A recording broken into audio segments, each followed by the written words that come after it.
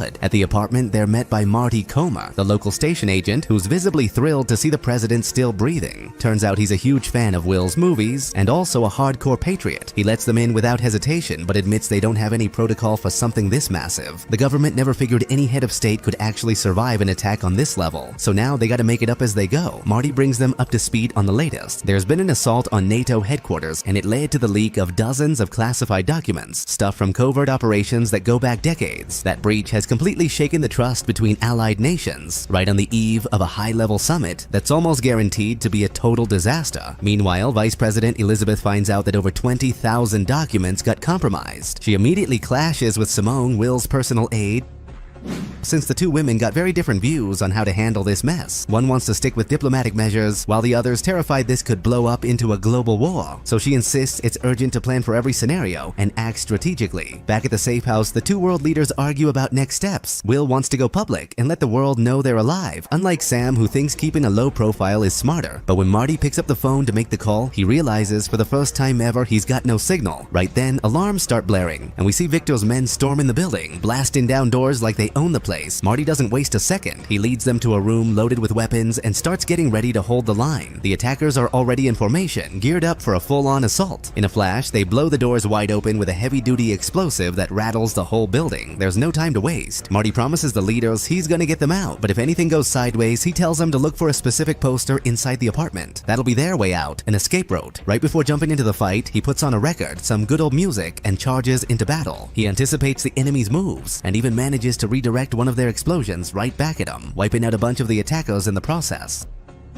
With skill, he uses the security cameras to his advantage, ambushing the Russians from the other side of the wall, taking them out one by one with a heavy-duty shotgun. But it doesn't take long for the enemies to spot the camera Marty's been using to predict their moves. Once they destroy it, he's forced to abandon his position. The defense gets messy real fast, and when he tries to drop the last attacker, he ends up taking a serious hit. Faced with that, the heads of state realize they gotta step in, cause an armed woman keeps coming at them. But Marty, staying true to his duty as an American agent, orders them to run, tells them to save themselves. In the end, he pulls the pin on a grenade, ready to sacrifice himself, but the Russians manage to stop the blast and take him out.